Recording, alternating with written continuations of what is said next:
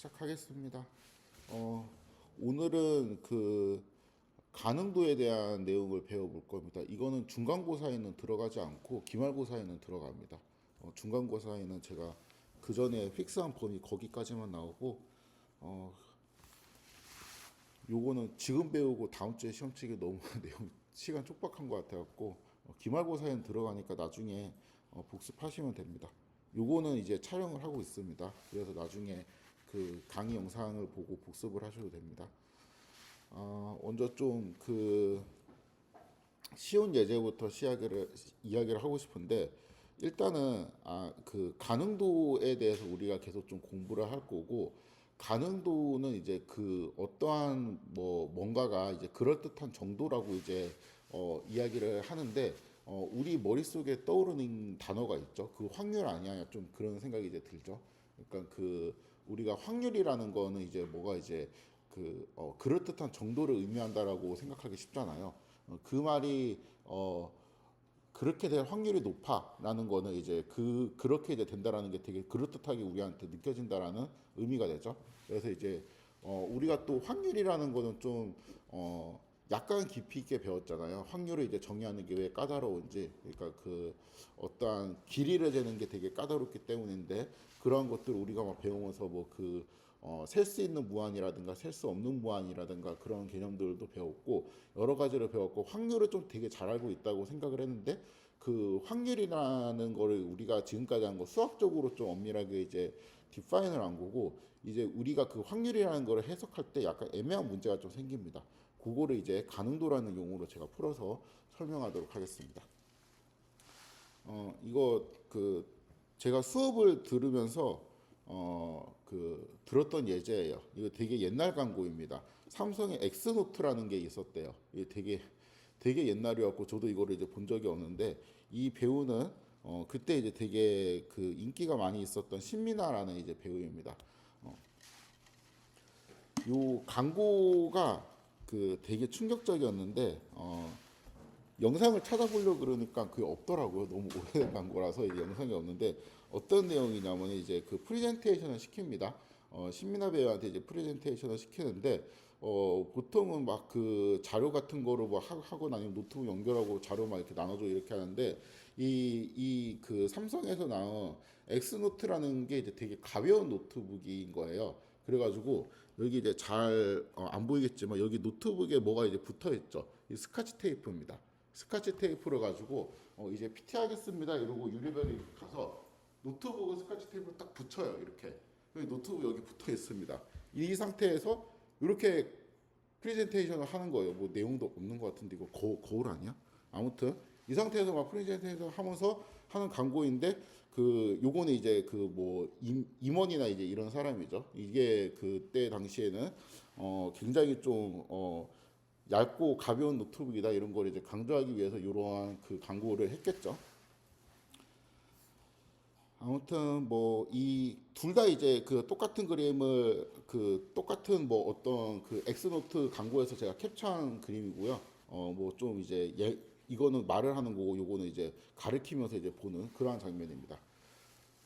이 앞에 그림을 가장 적절하게 설명한 진술이 이제 뭐라고 생각하는지 생각을 해봅시다. 1번. 신민아가 고층 빌딩에서, 고층 빌딩이었나? 그쵸? 여기 이제 뒤에 보니까 건물들이 좀 낮게 보이잖아요. 그쵸? 고층 빌딩이 있는 거 같네. 엑스노트를, 이거 엑스노트 광고니까 저 노트북은 엑스노트가 맞습니다. 벽면 유리에 테이블 붙여 프레젠테이션을 하고 있다. 이게 1번 진술입니다. 2번 진술. 젊은 여성이 노트북을 활용해서 프레젠테이션 하고 있다. 이게 2번 진술입니다. 3번. 젊은 여성도 이제 모르겠고 그냥 여성이 프레젠테이션 하고 싶다. 그러면 1, 2, 3 중에서 이 앞에 있는 그림을 제일 잘 설명하고 있는 진술은 뭐예요? 그럴듯하게 이제 설명하고 있다라고 우리가 느끼는 거? 1번이죠. 그렇죠? 자, 1, 2, 3 진술에서 맞을 확률이 제일 높은 진술은 뭐예요? 잘 보면 2번이랑 3번을 비교해봐요. 3번이 맞으면은 2번이 맞지 않을 수도 있죠. 근데 2번이 맞으면 3번이 맞을 수밖에 없죠. 그렇죠? 그러니까 3번은 제일 맞출 확률이 높아요. 이거 왜냐하면은 그냥 여성이 프레젠테이션 하고 있다라는 거는 젊은 여성이 프레젠테이션 하고 있어도 되고 늙은 여성이 프레젠테이션 하고 있어도 되고 뭐 젊지 않고 되게 이제 유아인 어떤 여성이 프레젠테이션 하고 있어도 되고 노트북을 이용해서 프레젠테이션 하고 있어도 되는데 그냥 종이를 이용해서 프레젠테이션 하고 있어도 되잖아요. 그러니까 노트북을 활용해 이런 것도 필요 없죠. 그러니까 3번이 제일 맞을 확률이 높은데 또 2번이랑 1번이랑 비교해 보면은 그 젊은 여성이 신민아일 필요도 없어요. 그렇죠? 아니면 이제 다른 누구일 필요도 없어요. 뭐 요즘 유명한 배우들 있죠. 뭐 누구 하지? 수지? 뭐 하여튼 이제 그러한 배우들이 필요도 없고 노트북도 꼭 엑스노트일 필요도 없고 뭐 LG 노트북일 수도 있고 다른 노트북일 수도 있는 거잖아. 그러니까 이게 더 맞춤 확률이 높죠. 왜냐 애매하게 말하고 있으면 맞춤 확률이 높잖아요. 고층 빌딩에서 뭐 이거를 하고 있다. 이 말을 안 쓰면은 틀릴 일은 없잖아. 저층 빌딩에서 해도 되고 고층 빌딩에서 해도 됩니다. 그러니까 이 중에서 1, 2, 3 중에서 확률적으로 볼 때 답일 확률이 가장 높은 거는 뭐예요? 3번이죠. 왜냐하면 3번 틀리면 다 틀리는 건데. 그렇죠? 그러니까 1번은 되게 구체적인 경우잖아요. 그러면 우리가 되게 뭔가 어떠한 진술이 그럴듯하다라고 이야기를 할 때 일상적으로 그 진술이 맞을 확률이 되게 높아 보이는데 이런 말을 쓸 수가 있잖아요. 근데 그 말이 진짜 우리가 확률을 생각하는 게 맞나? 라는 생각이 드는 거예요. 그러니까 지금 이거를 보면은 여기에서 우리가 가장 그럴듯하다라고 생각하는 거는 1번인데 그렇죠? 이거를 확률이라는 개념을 이제 갖고 와서 따지고 보니까 1번이 제일 참일 확률이 적은 거잖아요. 그렇죠? 그래서 우리가 확률이라고 하는 개념이 조금 이상한데 이게 뭔가 이제 헷갈리네? 이런 생각이 듭니다. 다음 예제를 살펴보도록 하겠습니다.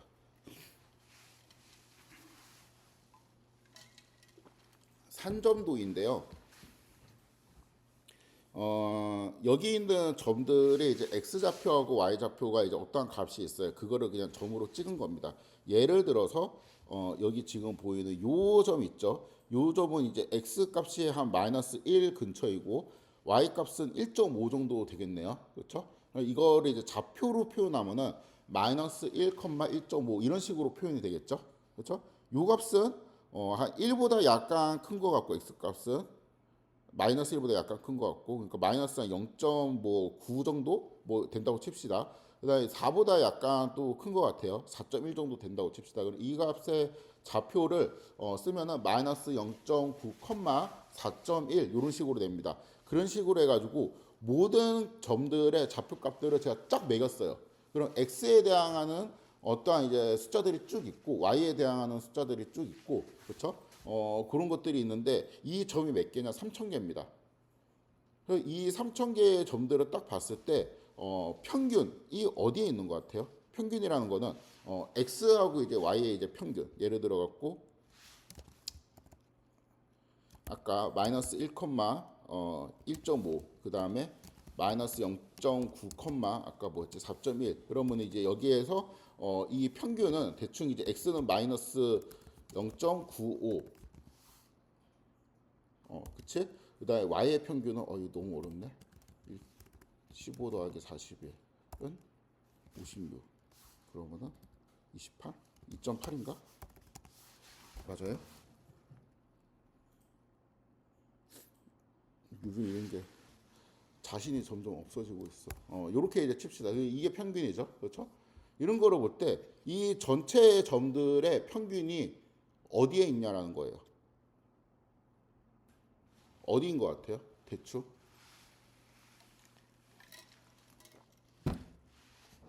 여기 있는 것 같지 않아요? 중앙. 그렇죠? 여기 중앙에 있는 것 같잖아. 평균 내면 한 이쯤에 있을 것 같잖아요. 대충 보니까 한 이게 뭐 한 2, x는 2 정도, 그다음 y는 3 정도네요. 그렇죠? 이 평균이 2, 3 정도에 있을 것 같습니다. 2,3 정도에. 자, 이것도 봅시다. 이거를 가장 잘 묘사한 거 1번. x축의 평균은 2이다. 그렇듯해. x축의 평균이 2인 것 같아. 2번. y축의 평균은 3이다. 그렇듯해. y축 평균 우리가 눈으로 봤을 때 3인 것 같았어. 평균은 2,3이다. 더 정확하게 말했는데 얘는 x축의 평균은 2라고 이야기하는데 y축은 뭐 별로 이야기한 게 없죠. 그렇죠? 그래가지고 y는 어떻다는 거야라는 이제 그 의문이 있기 때문에 좀 이제 잘 묘사한 것 같지 않고 얘는 y의 평균은 3이라는 거는 잘 썼는데 x는 어떻다는 거야라는 거는 이제 잘 묘사하지 않았죠. 그렇죠? 3번은 일일이 이제 합쳐서 한 거잖아요. 그러니까 x의 평균이 2고 y의 평균 3인 것 같아라는 이제 의미잖아요. 그렇죠? 4번은 그냥 그림을 안 봐도 이런 진술은 하겠다. 평균 어딘가에 있어. 뭐 몇 컴마 몇인지 모르겠어. 실수겠지 뭐. 약간 이런 느낌. 1, 2, 3, 4 중에 가장 잘 묘사를 한 것 같은 거는 우리가 느낄 때는 3번이 잘 묘사를 하는 것 같단 말이야. 그쵸? 그런데 맞을 확률이 제일 높은 건 뭐예요? 4번이에요. 아무 의미 없는 이런 진술이 맞을 확률이 저도 뭐 평균 어딘가에 있겠지. 당연히. 그쵸? 이런 거가 이제 제일 높고 그 다음에 굳이 따지면은 뭐가 높겠어요? 1, 2가 약간 비슷해 보이고 3번 같은 경우는 이게 맞을 확률이 되게 적습니다. 왜냐하면은 이거를 이제 그 1번 같은 거로 쓰면은 평균이 2다라는 이제 확률이고 3번은 y 평균 3이다라는 확률이고 이 3번을 확률로 표현하면은 x의 평균이 2이고 y의 확률이 3이다라는 의미잖아요. 그렇죠? 그러니까 이거 x가 2인 것도 맞아야 되고 y가 3인 것도 맞아야 되고 그렇죠?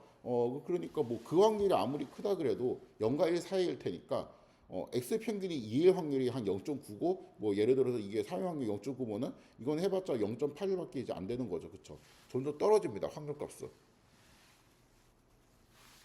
그래서 우리 이제 직관이랑 맞지 않아요. 왜 이게 되게 헷갈리죠? 그러니까 확률이 높으면 맞는 말이어야 되는데 확률이 높을수록 뭔가 그 되게 의미 없는 말이 이제 되는 그러한 느낌이 되죠. 그게 지금 여러분들이 뭔가 이제 확률에 대한 개념을 너무 이제 우리가 되게 바보 같아가지고 확률에 대한 개념을 잘못 이해하고 뭐 이런 거라고 이제 볼 수 있는데 이게 사실은 옛날에 많은 학자들이 고민을 했던 문제입니다. 그래가지고 이게 제가 이제 오늘부터 소개하는 내용은 이제 어떤 논문에 대한 내용인데 그 논문에서 이제 이러한 그 헷갈림이 왜 일어나는지를 좀 설명을 했어요. 피셔라는 사람이 있는데 피셔가 1922년에 한 100년 전이네요. 그쵸? 100년 전에 그 어떤 이제 논문을 썼는데 논문에서 지금 통계는 거의 뭐 정글 속을 헤매는 거랑 거의 같은 느낌이다. 그러니까 이게 굉장히 큰 위기에 있다. 왜냐하면 이제 이런 것들에 대해 가지고 확률이라는 개념을 어디에 써야 될지도 좀 불명확하고 사람들이 이제 되게 많이 헷갈려한다. 그래서 이런 헷갈림이 왜 생기는지 내가 생각했을 때는 두 가지 이유가 있다라고 이야기를 합니다. 하나는 그냥 언어적인 혼란인 거예요. 그러니까 말을 너무 헷갈리게 해서 그렇다. 용어가 분명하지 않아서 그렇다. 그러니까 일상적으로 쓰는 용어하고 수학적으로 쓰는 용어하고 사람들이 되게 헷갈려하기 때문에 거기에서 이제 문제가 생긴다라는 게 이제 첫 번째 내용이고 두 번째는 확률이라는 개념을 아무 때나 막 써서 그래요. 그러니까 우리가 그냥 뭐 그럴듯한 정도 뭐 이런 것도 이제 확률이고 그냥 뭐든지 이제 그러니까 내일 비가 올 확률이 몇 프로인 것 같아 뭐 이런 것도 주관적인 좀 믿음이 들어간 거잖아요.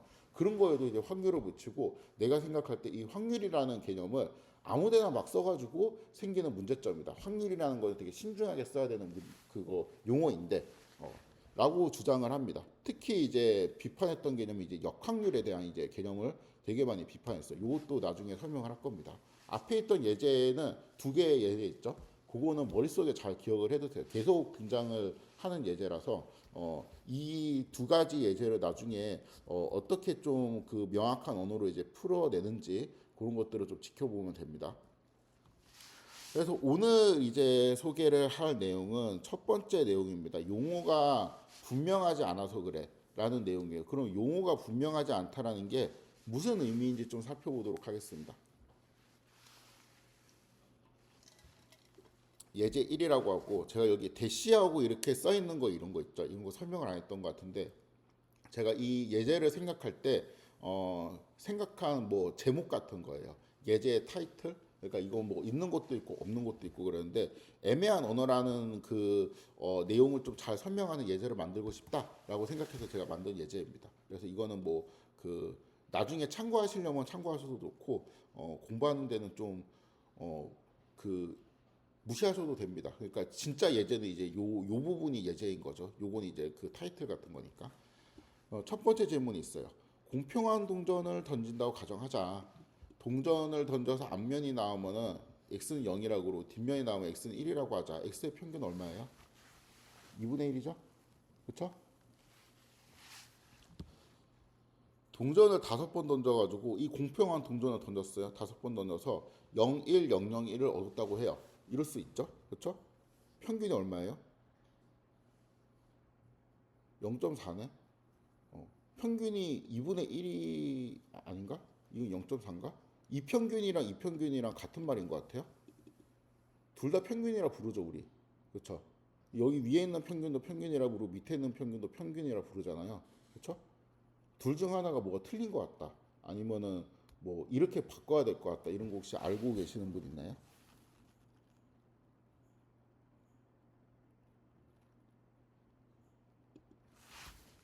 되게 헷갈리죠, 이거. 이게 그 여기도 평균을 쓰고 여기도 평균을 쓴단 말이에요. 그렇죠? 이게 같은 평균이라고 쓰는 게 분명히 일상용에서 그렇게 써요. 그리고 수학 시간에도 그렇게 쓴 것 같은데 제가 이제 어, 중고등학교 때 기억이 명확하게 나는 건 아닌데 둘 다 평균이라고 불렀던 것 같습니다. 그런데 이 엄밀하게는 위에 있는 평균은 우리가 모평균이라고 불러요. 영어로는 파퓰레이션 민이라고 부릅니다.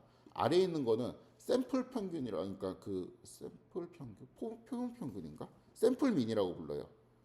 표본 평균이구나. 샘플 민이라고 부릅니다. 근데 그 중학교 때 이거 평균이 얼마야? 라고 이제 묻지 표본 평균이 얼마야? 라고 묻진 않죠. 너무 어려운 말이잖아. 표본 평균이 뭔지. 그렇죠? 모평균이 얼마 이렇게 이제 묻진 않죠. 한 고등학교쯤 가면은 뭐 모평균 이런 말을 이제 들어본 것 같은데 아무튼 그거는 이제 수학 공부할 때나 그렇고 우리가 그냥 일상적으로 평균이라는 말 많이 쓰잖아요. 평균적으로 몇 점이에요. 여기 이제 중간고사 점수를 다 봤습니다. 그러면 이게 중간고사 점수를 이제 다 봤는데 제가 이제 너는 몇 점, 너는 몇 점 이렇게 다 채점을 하고 평균을 내죠. 그렇죠? 평균을 낸다 그러잖아. 표본 평균이라고 이야기 안 하죠. 사실은 표본 평균인데. 근데 우리가 일상적으로 쓰는 용어에서는 그냥 평균적으로 뭐 하다, 아니면 평균적으로 더 높다, 아니면 그 평균이 얼마다, 뭐 이런 것들을 이제 할 때, 그러니까 뭐 내가 이제 매달 이제 그 받는 월급 같은 것도 평균이라고 이야기를 하고, 그 다음에 뭐 우리나라 뭐 남자들의 키 그런 것도 이제 평균이라 이야기하고 하는데 그 평균이라는 이야기를 할 때 사실은 평균이라는 거는 모평균이랑 표본평균이 있는 건데 일일이 이거는 모평균이야, 이건 표본평균이야라고 이야기를 하지 않는다는 거죠. 그러니까 되게 헷갈리는 거예요. 그래서 용어로 좀 구분을 해야 된다. 이것 때문에 사람들이 너무 헷갈려한다. 용어가 불분명해서 그러는데 우리가 그 모평균이라는 개념도 있고 표본평균이라는 개념도 있는데 요거를 이제 구분을 해야 되고 보통 모평균 요런 거를 이제 그 모수라 그러거든요. 요런 거 이제 그리스기호로 많이 나타냅니다. 뭐 꼭 그래야 되는 건 아닌데 간접적으로 그렇게 해요. 그거 이제 뮤라고 많이 하고 요런 거 이제 엑스바라고 많이 표현을 하죠. 그런 것처럼 이제 표준 편차라는 것도 있는데 요것도 모 표준 편차가 있고 표본 표준 편차도 있어요. 그래갖고 뭐 여기는 이제 n 빼기 1로 나눠줘야 되고 막 그런 되게 헷갈리는 그런 게 있죠.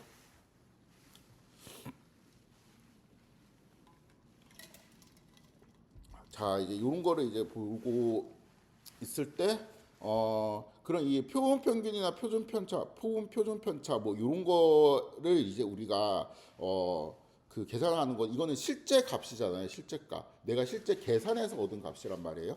여기에 있는 2분의 1이라는 거는 계산해서 얻은 건 아니죠. 그냥 이제 하나는 이제 2분의 1이고 이건 0이고 이건 1이니까 그냥 이거 평균이 그냥 2분의 1이어야 된다. 이렇게 이제 우리가 믿고 있는 거잖아요. 그렇죠? 근데 이거는 어떠한 그 샘플이 있어요. 데이터가 있어. 데이터로부터 이제 계산을 한 거를 우리가 이렇게 표본 평균, 표본 표준 편차라 부르고 요거를 용어로 추정치라 부릅니다. 그리고 데이터를 만들어내는 애가 있어요. 그러니까 평균이 얼마인 뭐에서 샘플을 이렇게 만든다라는 표현을 할 때 그 데이터를 만드는 애를 우리가 모수라고 이야기를 합니다.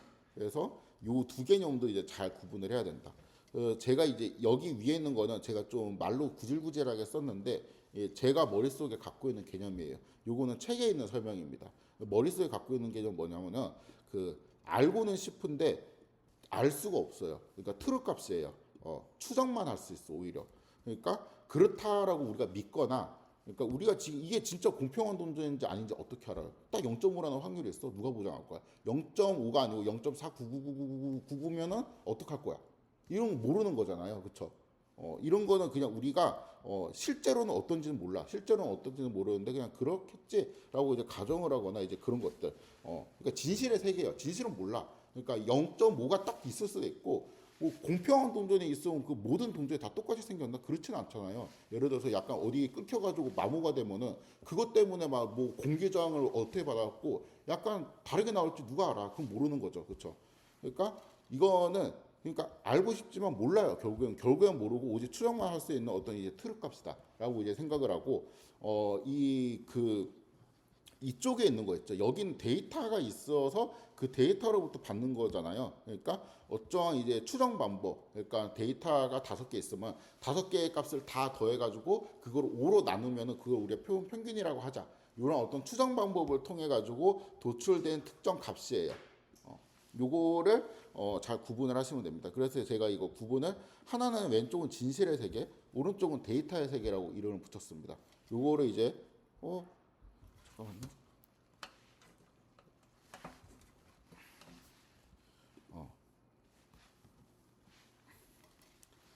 이거를 막 좀 그 되게 통계학적인 용어로는 요거가 이제 모수가 파라미터잖아요. 그러니까 파라미터들이 이제 정의된 어떠한 공간이라고 해서 파라메트릭 스페이스라고 그러고, 요건 이제 데이터 스페이스 뭐 이렇게 표현을 하기도 하는데, 우리는 뭐 그렇게까지는 이제 알 필요가 없으니까, 하나는 이제 진실의 세계에서 정의되는 어떠한 개념들이 있고, 하나는 데이터의 세계에서 정의되는 어떠한 개념들이 있다. 이렇게 이제 생각을 하시면 됩니다. 약간 고등학교 과정을 좀 복습을 합시다. 이게 고등학교인지 중학교인지 어딘지는 잘 모르겠는데, 혹시 이거 좀 잘 어려울까봐 배웠을 건데, 그래도 베르누이 시행이라는 게 있어요. 베르누이 시행이라는 게 있는데, 결과가 이제 성공 또는 실패 두 가지만 나오는 실험, 이런 거를 이제 의미를 합니다. 뭐 성공을 보통 이제 1로 둡니다. 그래가지고 모든 시행, 그러니까 시행을 해가지고 나온 결과들이 이제 좀 하면은 0, 1, 0, 0, 1, 1, 1, 뭐 0, 그러니까 1이랑 0이랑 이렇게 두 개만 나오고, 그럼 거기에서 이제 성공률을 구하고 싶으면 뭐를 해요? 평균을 구하면 되겠죠. 왜냐하면 이제 1이 몇 번 나오는지 세는 거니까. 성공 확률을 이제 P라고 하면 이제 실패 확률은 당연히 1-수 P겠죠. 뭐 이게 뻔한 얘기를. 이러한 예가 뭐가 있냐? 동전 던지기. 앞면이면 성공이고 뒷면이면 실패다. 뭐 이제 이러한 예시도 있고, 제품 검사할 때 뭐 양품이면 성공이고 불량품은 실패다. 뭐 이렇게 이제 이야기를 할 수도 있고, 아무튼 이제 이런 걸 이제 베르누이 시행입니다.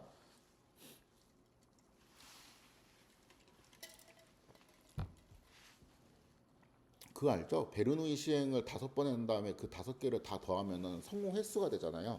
그러면은 이항분포가 되죠. 고등학교 때 배웠던. 뭐 지금 당장은 몰라도 되는데, 아무튼 베르누이 시행이 이제 그 딱 한 번 던지는 거예요. 1이랑 0밖에 없는 거, 이제 그거를 의미합니다. 확률 변수라는 거는 확률 실험의 결과를 숫자로 대응시키는 거예요.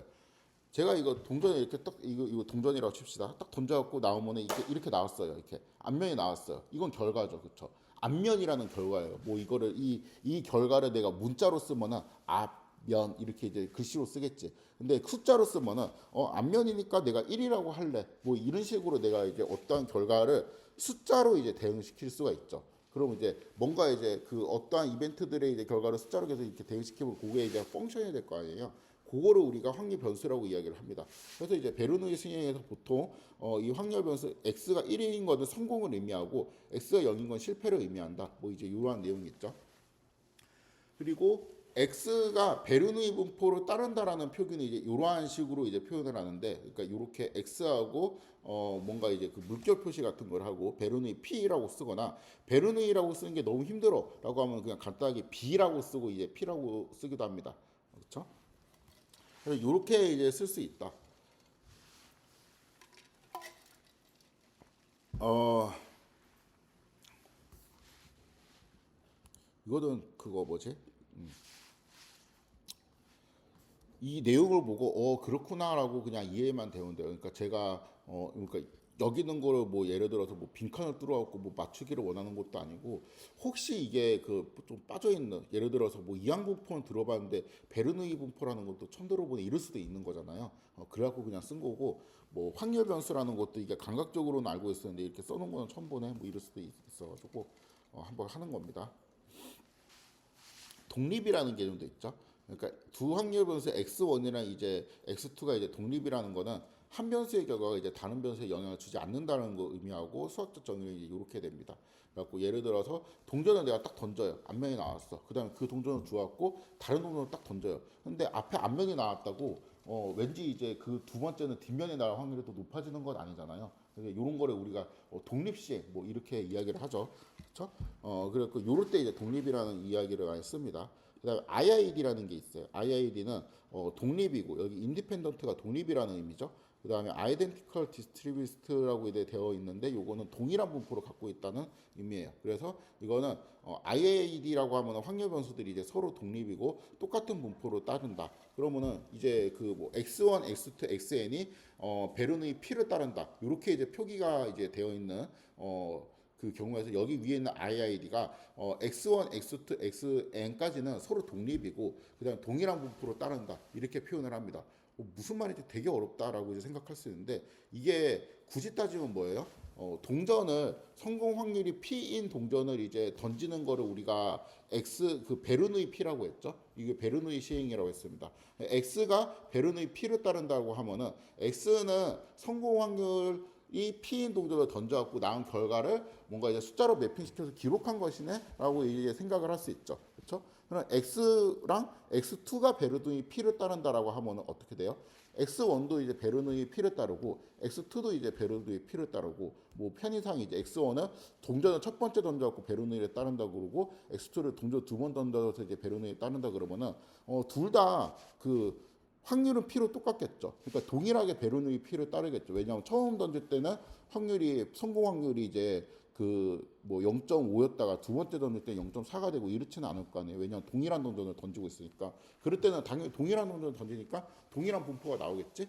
그럴 때 이제 동일한 분포가 나오고 첫 번째 동전의 결과, 두 번째 동전의 결과하고 이제 서로 뭐 영향을 주거나 그럴 것 같지 않죠. 독립이겠죠. 첫 번째 동전을 던져갖고 뒷면이 나오면은 두 번째는 앞면이 나와야 된다라든가 뭐 이제 그런 규칙 같은 건 없잖아요. 첫 번째 동전을 던져서 나온 결과 상관없이 두 번째 동전에 이제 나와서 앞면이랑 뒷면이 나올 확률은 각각 이제 각 공평한 동전이라면은 2분의 1씩 될 거 아니에요. 이제 그러니까 독립이죠. 그럼 X1, X2가 IID 베르누이 P를 따른다라는 거는 그냥 동전 두 개를 던졌으니까 던졌는데 첫 번째 동전에 나온 결과 이제 X1, 두 번째 동전에 나온 결과를 X2라고 이제 하자. 뭐 이렇게 이제 말하는 거랑 똑같죠. 그럼 이제 이거는 뭐예요? 공평한 동전이 하나 있는데 그냥 n번 던지는 거예요. 그냥 한 번 던지고 그 다음에 다시 주웠고 또 던지고 그리고 막 이제 기록을 하고 그래서 이제 n번 던져갖고 이런 거를 이제 결과가 나온 거를 이제 확률 변수라고 표현을 하면 되겠죠. 모평균이라는 게 있습니다. 요거 이제 헷갈리면 안 된다 그랬죠. 이거는 기대값이라고 보통 많이 배웠을 거예요. 그러니까 기호를 이렇게 씁니다. expectation x 이렇게 씁니다. 여기 대문자 2 이렇게 써서 그러니까 그 확률의 0.5인 동전을 던질 때 기대값은 얼마냐 이런 거를 이제 그 확률과 통계 이런 거를 그 선택 과목으로 했으면 배웠을 텐데 그 값은 2분의 1이 되겠죠. 그래서 베르누이 분포 같은 경우는 이 p 값이 공평한 동전이라는 가정하에서는 2분의 1이 되겠죠. 이게 의미가 그냥 진실의 세계에서 이론적으로 이제 계산되는 평균값이라고 생각을 하면 됩니다.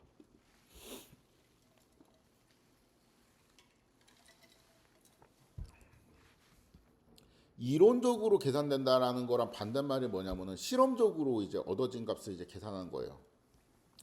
그래서 실험의 결과를 우리가 표현할 방법이 있어야 되는데 그걸 실현치라고 합니다. 확률 변수를 이제 실험을 해서 기록을 하거나 아니면 시뮬레이션을 통해서 이제 관측하여 얻은 구체적인 실제값을 우리가 리얼라이제이션이라고 부릅니다. 그러니까 예를 들어 갖고 제가 이거 동전이 있어요. 동전 이렇게 계속 던져가지고 앞면 나왔네 0, 앞면 나오면 1이었나 1, 그다음 뒷면 나왔네 0 이렇게 숫자를 계속 써요. 그러면은 내가 진짜 실험을 던졌잖아요. 이 실험을 해갖고 얻은 실현치 그러니까 0, 1, 0, 1 이렇게 구체적으로 나온 이 숫자가 실현치가 되는 것이죠. 그래서 뭐 예를 들어서 동전을 5번 던져서 0, 1, 0, 0, 1 이렇게 이제 얻으면 이제 요게 실현치들이 이제 5개 있다라고 이제 표현을 할 수가 있겠습니다. 실험을 할 수도 있고 시뮬레이션을 할 수도 있어요. 예를 들어서 뭐 R이나 파이썬 같은 코드에서 그 베르누이에서 랜덤 변 그거 그 데이터 5개 뽑아줘. 그 성공 확률이 0.5의 베르누이에서 5개를 이제 숫자 뽑아줘라고 하면은 숫자들이 뭐 0, 1, 0, 0, 1 이런 식으로 쫙 나오거든요. 그거를 이제 실현치라고 생각을 해도 되죠. 내가 이제 그 실제 동전을 노동을 하면서 던지진 않았지만 컴퓨터로 얻은 어떠한 값도 우리가 실현치라고 부릅니다. 그럼 샘플민이 뭐냐? 샘플민은 이 실현치들의 산술 평균이에요. 그러니까 5개가 있으면 5개를 다 더하고 5로 나눈 거고, 만약에 내가 6개를 얻었으면 6개 값을 다 더하고 6으로 나누고, 그쵸? 계산하는 방식이 다르죠. 이 평균이랑 여기는 이 평균이랑 지금 그 계산하는 방식이 좀 다르죠. 그래서 요거의 의미는 데이터 세계에서 실제로 계산되는 평균 값을 의미하고, 뭐 표본 평균 같은 경우는 이제 이러한 방식으로 됩니다. 그래서 앞에 썼던 예제를 좀 더 명확한 언어로 이제 쓰면 어떻게 되냐? P가 0.5인 베르누이 시행을 상상하자. 이게 무슨 말이랑 똑같은 거예요? 공평한 동전을 던진다고 가정하자라는 말이랑 이제 똑같은 거죠. 그렇죠? X가 이제 BP일 때 요거는 이제 베르누이 P를 의미합니다. 모평균 expectation X는 얼마인가? 이건 2분의 1이죠. 그렇죠? 그러면 이게 아까 2분의 1이었고, 아까는 그냥 모평균이라는 말도 없었고, 이런 기호도 없었죠. 두 번째 질문은 이제 공평한 동전을 이제 5개 던져갖고 이제 나온 것들. 그러니까 X1 땡땡땡 X5가 IID 베르누이 0.5를 이제 따른다고 할 때 그거의 이제 관측값이 리얼라이제이션이 X1, X2, X3, X4, X5 랜덤 변수는 항상 대문자 X로 표현하고 랜덤 변수의 리얼라이제이션은 소문자로 표현을 합니다. 아무튼 이제 이러한 것들이 0, 1, 0, 0, 1이라고 할 때 표본 평균 X 반은 X 1부터 5까지 XI를 이제 그 5분의 1을 이제 앞에 이제 곱한 건데 얘네들을 다 더하고 5로 나누면 된다는 거죠. 그럼 5분의 2가 되니까 0.4가 되겠죠. 그렇죠? 그럼 이때는 0.4가 되는 거죠. 평균이. 그러니까 이렇게 이제 우리가 실제로는 이제 일상적으로는 이게 이야기를 하는데 요거를 약간 좀 명확하게 써야 된다. 그러니까 여기에서 이런 식으로 명확하게 쓰는 게 좀 더 이제 필요하겠다라는 게 피셔의 주장이었습니다. 이 좋긴 하죠. 저 이렇게 쓰는 거 좋아하는데 이 그냥 말할 때는 그, 그 일상생활 할 때는 평균이라고 하면은 막 거기에다가 이제 그 구태여 뭐 야 그거 모평균을 의미하는 거야 아니면 표준평균을 의미하는 거야 이렇게 물어볼 필요는 없습니다. 그냥 이제 수학적으로만 이렇게 써야 된다는 거고 사실은 이제 좀 사람들이 이제 잘 알고 있을 때는 그 말이 이제 그 말인지 아니까 대충 이야기해도 잘 알아듣습니다. 그렇지만 이게 그러니까 그래서 그동안 그렇게 썼던 건데 이게 나중에 뭔가 이제 어떠한 개념을 우도라는 개념을 가능도라는 개념을 설명할 때 이런 것들이 좀 잘 정리가 되어 있지 않으면 헷갈리니까 이런 거를 이 시간에는 좀 정리를 하자라는 의미예요. 자, 이것도 애매한 언어로 제가 그냥 최대한 애매하게 쓴 거예요. 그냥 그 일상생활에서 쓰듯이 자 평균이 0이고 표준 편차가 1인 정규분포가 있다고 하자 이런 말 쓰잖아요. 고등학교 책에 이런 거 본 것 같은데 저는 이렇게 배웠던 거 같거든요. 평균이 0이고 표준 편차가 1인 정규분포가 있다. 이거를 굳이 모평균이 0이고 모표준 편차가 1인 정규분포라고 이야기 안 하죠. 그냥 평균이 0이고 표준 편차가 1인 정규분포에서 10개의 데이터를 뽑은 결과이다. 요거는 이제 뭐 그렇게 굳이 알 필요는 없는데 R이라는 언어가 있어요. 파이썬 말고 또 이제 통계적으로 유명한 언어인데 R이라는 언어에서 이거를 이제 난수를 뽑는 거예요. 그래서 R 놈이라는 함수는 그 표준 정규분포, 평균이 0이고 표준 편차가 1인 정규분포를 표준 정규분포라고 부르거든요. 표준 정규분포에서 10개의 샘플을 뽑은 거고 뽑았더니 마이너스 0.56, 마이너스 0.23, 1.5587, 뭐 0.0705 뭐 이런 값들이 이제 계속 나왔다고 이제 칩시다. 이거 다 합치면 이제 10개가 되죠. 그렇죠? 이 10개를 이렇게 뽑았어요. 근데 이때 평균은 뭐예요? 이 10개 값에 이거 이제 그 다 더한 다음에 10으로 나누면 되는데 아래서는 이제 요렇게 민 x라고 치면은 나옵니다. 평균 값이 요거를 다 더하고 10으로 나누면은 0.0746 이거래요. 이게 못 믿겠으면 한번 이거 그냥 숫자를 쳐가지고 손으로 계산을 해보면 되겠죠. 이렇게 나올 겁니다. x의 표준 편차는 뭐죠? 이렇게 되죠. 0.9. 근데 평균이 0이고 표준 편차가 1인데 이제 이러한 값들은 이제 여기하고 무슨 관련이 있을까? 이게 이런 거를 배웠을 겁니다. 샘플 수가 지금 10개가 있어갖고 데이터를 10개 뽑아가지고 이게 평균이 0이랑 조금 멀게 보이는데 만약에 100개 뽑으면은 여기 있는 평균은 여기는 0의 값에 점점 가까워질 거라는 표현을 아마 들은 적이 있을 거예요. 만약에 정규 분포에서 10개의 데이터가 아니라 더 많은 데이터를 얻는다면 어떻게 되냐? 요거는 이제 난수를 뽑는 건데 이게 몇 개냐면은 10,000개네요. 10,000개. 10,000개를 뽑았어요. 10,000개를 뽑아갖고 평균을 구하니까 이렇게 되고 0에 좀 더 가까워졌죠. 그다음 표준 편차를 구하니까 0.99가 돼가지고 이 값보다 1에 더 가까워졌습니다. 그렇죠? 더 많이 뽑으면 이제 더 0에 가까워지고 더 1에 가까워지겠지. 이거를 제가 이렇게 표현했어요. 이 평균은 점점 평균에 가까워질 거고 표준 편차는 점점 표준 편차에 가까워질 거야. 이게 무슨 말이야 이게? 그러니까 이거죠. 샘플 민은 파퓰레이션 민에 가까워질 거고 샘플 베리언스는 파퓰레이션 베리언스에 가까워진다. 그러니까 분산이 아니고 표준 편차에 가까워진다. 이제 뭐 이런 의미잖아요. 그렇죠? 그렇기 때문에 여기 있는 평균이랑 여기 그러니까 둘 다 우리가 평균이라 썼거든요. 여기도 평균이라고 쓰고 여기도 평균이라 썼잖아. 그렇죠? 이런 용어가 이제 되게 애매하다는 거죠. 그래서 이 표에서 잠깐 연습을 하면은 진실의 세계에 있는 모평균은 뭐예요? 뮤가 0인 거지. 이건 확인할 길이 없어. 그냥 내가 설정을 하는 거야. 그렇죠? 그리고 표준 편차는 뭐예요? 모표준 편차 얘는 1이 되겠지. 그렇죠? 여기는 물음표 값은 여기는 0이고 여기는 이제 1입니다. 데이터의 세계는 이 위에 있는 만약에 이제 10,000개의 데이터를 뽑았다고 하면은 표준 평균은 뭐예요? 마이너스 0.0237 뭐 이거를 이제 여기다 쓰면 되고 표준 편차는 요 값을 쓰면 되겠죠. 그렇죠? 그래갖고 이게 샘플 수가 많아질수록 얘가 여기에 가까워진다. x바가 뮤에 가까워진다. 표준 평균이 모평균에 가까워진다. 혹은 그냥 이렇게 애매하게 쓸 수도 있겠죠. 평균은 평균에 가까워진다. 그렇죠? 그러니까 이게 물론 이 정도 되면은 이렇게 표현하진 않죠. 평균이 평균에 가까워지고 이렇게 쓴 책은 없는데 요 정도로 쓴 책은 되게 많이 있어요.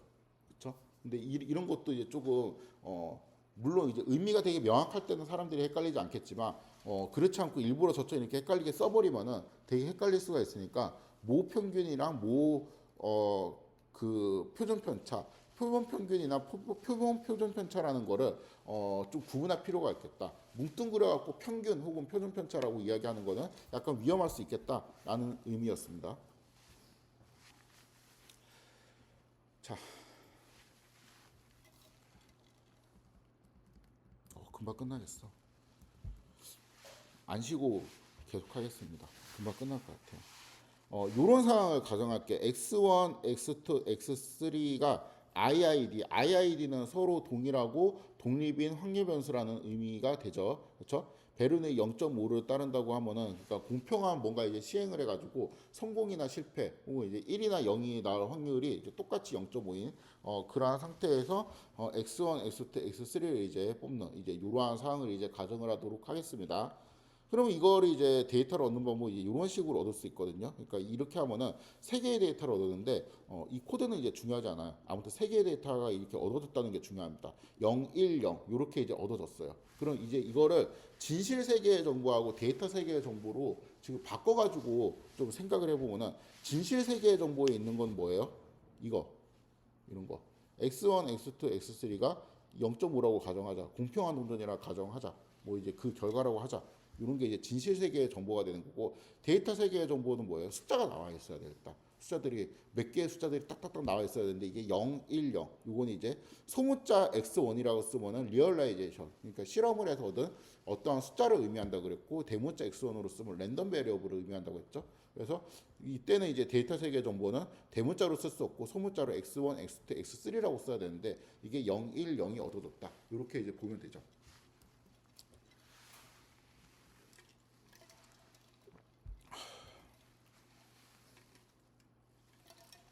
그럼 이러한 상황을 또 생각을 해볼게요.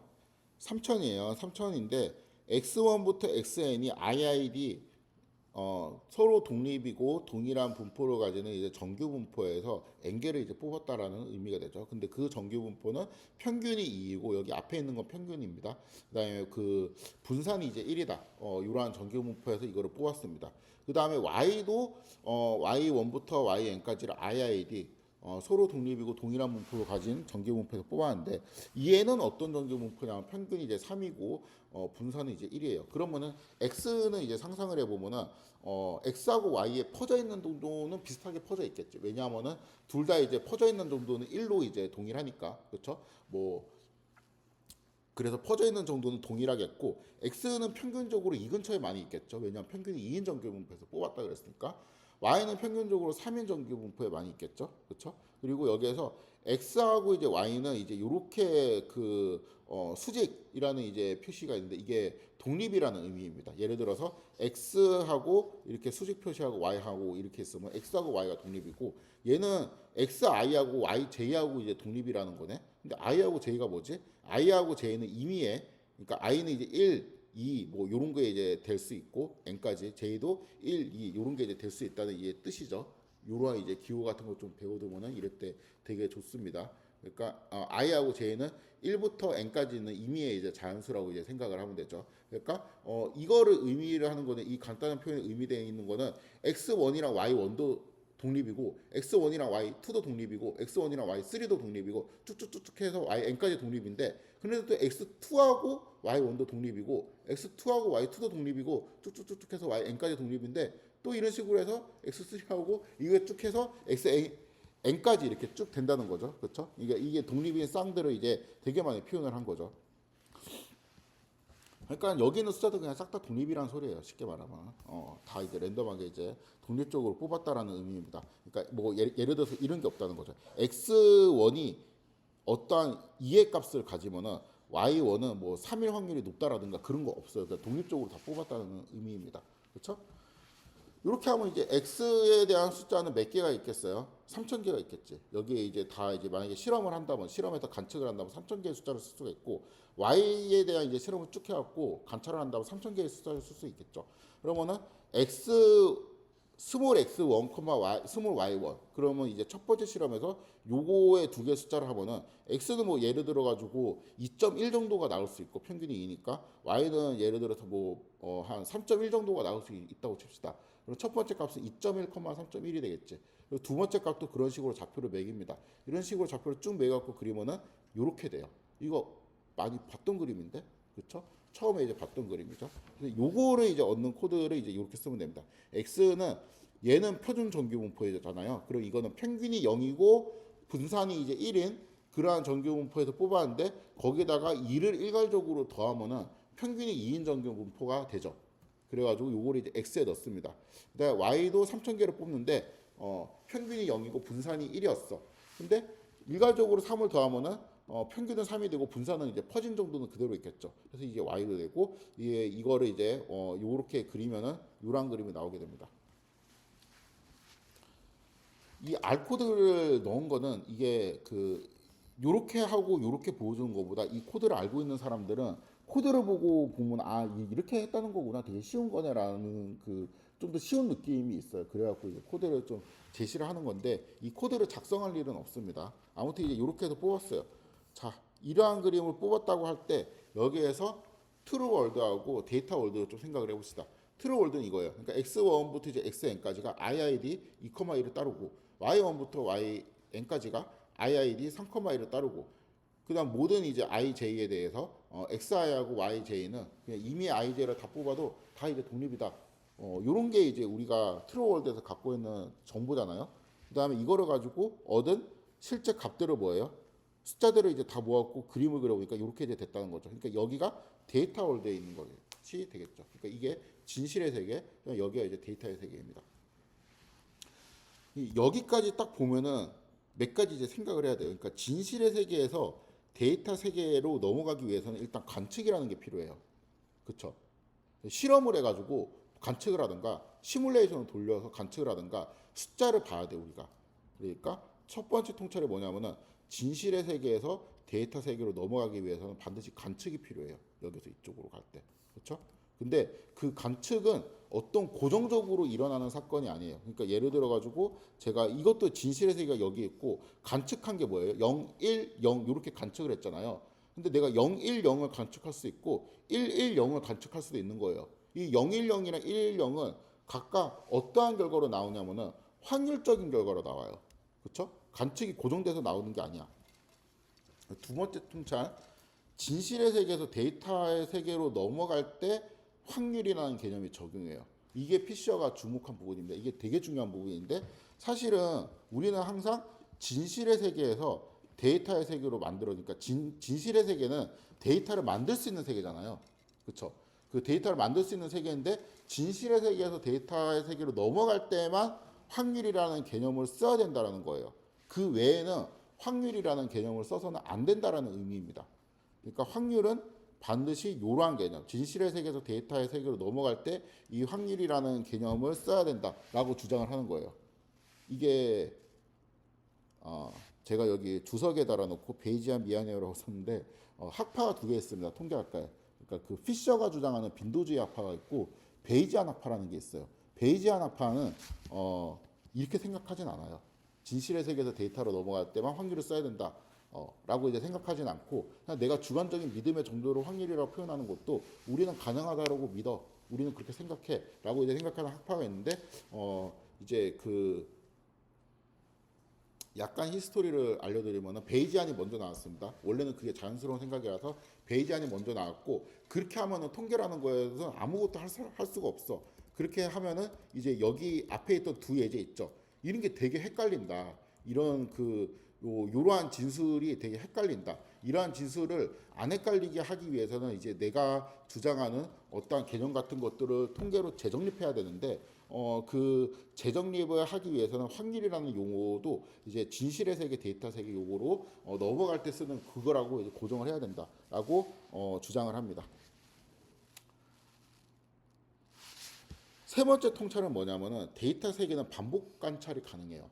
그러니까 진실의 세계가 있다면은 진짜. 그러니까 이러한 진실의 세계가 이제 주어져 있잖아요. 요거를 알고 있으면은 우리가 지금 이런 거를 그림을 하나 얻었잖아. 근데 여러분들한테 이제 이거 말고 다른 그림 하나 들고 와 보세요 하면은 이 코드 그냥 긁어갖고 실행만 하면 되거든요. 근데 이 코드를 긁어서 실행하면은 얘하고 항상 똑같은 그림이 나오지 않죠. 확률적으로 다른 그림이 계속 나올 거 아니야. 다른 그림들을 계속 반복하면서 관찰을 할 수가 있어요. 그래서 반복하면서 이제 관찰을 하다 보면은 이게 이런 것들, 이런 점들도 반복하면서 이제 하다 보면은 이게 그 어떠한 그 진실의 세계를 추론하기 더 유리하다. 뭐 이제 이러한 논리를 피셔는 말하고 싶은 거죠. 데이터 세계는 이제 반복 관찰이 가능하다라는 게 이제 세 번째 통찰입니다. 그래서 그 반복 관찰이라는 거는 반복 실험이 가능하다 아니면 반복해서 시뮬레이션 할 수 있다 이러한 의미인데 피셔가 주장할 때 확률은 반복 관찰이 이제 가능한 어떠한 사건들에 대해 가지고 그 사건들이 이제 무한히 했을 때 일어나는 빈도 있죠. 그거를 이제 확률이라고 이야기를 해야 된다. 요렇게 이제 생각을 정립을 했습니다. 아무튼 요 세 가지 통찰을 좀 그 기억을 잘 해두시고 다시 한번 이 예제를 보겠습니다. 이 동전 던지기 예제를 보면은 진실 세계 정보가 이제 이렇게 있죠. 진실 세계 정보가 이렇게 있는데 데이터 세계 정보가 이렇게 있어요. 그런데 첫 번째 통찰이 의미하는 게 뭐냐면은 여기에서 이쪽으로 갈 때는 반드시 관측이 필요하다. 그렇죠? 0, 1, 0이라는 숫자 우리가 봐야 되니까. 이게 그 제가 이렇게 썼는데 실제로 이렇게 동전을 던져가지고 딱 이렇게 뭐 앞면, 뒷면 뭐 이런 거를 이제 보고 우리가 관측을 해야 되잖아요. 관측을 해야지 이 숫자를 쓸 수 있잖아. 이 숫자를 쓰기 위해서는 반드시 관측이 필요하다라는 게 이제 첫 번째 의미였고 두 번째는 진실 세계의 정보에서 데이터 세계의 정보 있죠. 이런 정보, 이런 거는 확률적으로 얻어져요. 그렇죠? 그러니까 만약에 공평한 동전이면은 첫 번째가 이제 0, 두 번째가 1, 그다음 세 번째가 0. 이런 게 이제 나올 확률은 8분의 1이죠. 그렇죠? 2분의 1, 2분의 1, 2분의 1이니까. 그렇죠?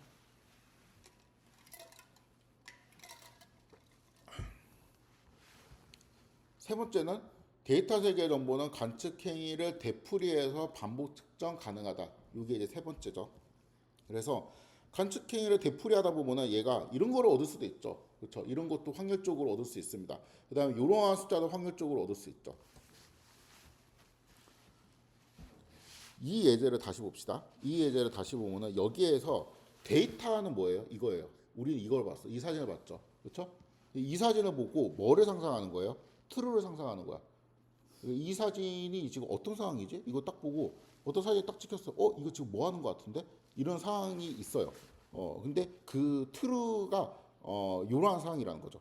신민아가 있고 고층 빌딩이 있고 엑스노트를 가지고 있어. 벽면 유리에 노트를 붙였어. 그리고 프리젠테이션을 하고 있어. 요게 이제 실제 상황이면은 이게 우리가 관측한 두 장의 이제 사진, 그러니까 샘플이 2라고 볼 수가 있는 거죠. 여기에서 이제 해석을 할 때 진실 세계의 정보에서 데이터 세계의 정보를 얻기 위해서는 관측이 필요해요. 요거를 이제 잘 상상을 하면은 누가 이제 이렇게 한 거죠. 그러니까 신민아가 고층 빌딩에서 엑스노트를 이제 벽면 이렇게 딱 붙여가지고 프리젠테이션 하고 있대. 진짜야? 보러 가자. 나 이제 보러 가요. 딱 봤는데 이 모습을 봤어. 근데 다른 애들은 이 모습을 봤어. 이런 게 있을 수 있는 거죠. 그러니까 이 트루가 있을 때 어떠한 모습을 보면 이제 사진이 이렇게 두 개가 나올 거 아니에요. 그렇죠? 요게 이 사진을 얻기 위해서 뭐가 필요해요? 관측이 필요하지. 그렇지? 그러니까 이게 관측이에요. 두 번째, 이게 확률적으로 얻어져요. 이 사진을 얻을 수가 있고 이 사진을 얻을 수가 있고 또 예를 들어 갖고 신민아가 뭐 이렇게 하는 뭐 이런 것도 얻을 수 있고 벽에 붙이고 있는 그거를 얻을 수도 있고 그렇죠? 여러 사진들을 이제 얻을 수 있는데 내가 언제 어떤 시점에 이렇게 보느냐에 따라 가지고 그 사진들이 확률적으로 얻어지는 거야. 언제? 얘가 맞다면은 트루가 맞다면 그 사진들이 확률적으로 얻어지죠. 반복 측정 가능하다. 그러니까 여러 번 볼 수 있죠. 지금은 두 장의 사진이 있는데 이게 아마 광고가 영상이었는데 그 영상을 그냥 임의로 뚝뚝뚝 끊어가지고 제가 이제 랜덤으로 이제 사진들을 쭉쭉 뽑으면은 여러 사진들을 얻을 수 있겠지. 그리고 피셔가 주장한 거 뭐냐면은 여기에서 이 데이터를 많이 얻을수록 이 트루에 대한 정보를 점점 이제 정밀하게 추정하는 그러한 방법을 의논을 한 겁니다. 그러니까 이 트루 월드는 추정의 대상이 되는 거예요. 우리가 이제 논리적으로. 그러니까 이 결과를 보고 원인을 이제 역으로 거꾸로 거슬러 올라가는 이게 무슨 말이냐면은 예를 들어 가지고 어떤 사진은 노트북이 안 보였어요. 내가 찍다 보면은 사진을 랜덤으로 이렇게 보이는 거잖아요. 이러한 상황 안에서 이러한 그 트루 안에서 랜덤으로 이제 사진들이 관찰하는데 노트북이 안 보이는 신민아 사진이 있어요. 말만 하는 그럴 수도 있잖아. 그러면은 이거를 보고 엑스노트를 벽면 위에 붙여 있나? 라는 거는 애매할 수가 있지. 근데 다른 사진들을 보면은 노트북을 벽면에 붙이고 신민아가 이렇게 머리 이렇게 하고 있을 수도 있죠. 그러면은 이거는 맞는데 이 사람이 신민아인가? 뒷모습만 봐서 잘 모르겠네? 라고 할 수도 있고. 그렇죠? 여러 사진들을 보다 보면은 이게 정황상 저 사람 신민아였네. 그리고 저거 노트북이네. 잘 보니까 엑스노트네. 그리고 위에 보니까 스카치 테이프를 붙이고 있네. 이런 것들을 데이터가 많으면 많을수록 얘를 어떻게 할 수 있겠어요? 더 잘 디파인 할 수가 있겠죠. 그렇죠? 네. 그래서 오늘 이제 준비한 건 여기까지고 지금 제가 이제 여기에서 이 트루 월드 그다음에 데이터 월드 요 두 가지에 있는 어떠한 그 용어들을 여러분들이 좀 감각을 잘 가졌으면 좋겠습니다. 네. 오늘 여기까지 하도록 하겠습니다.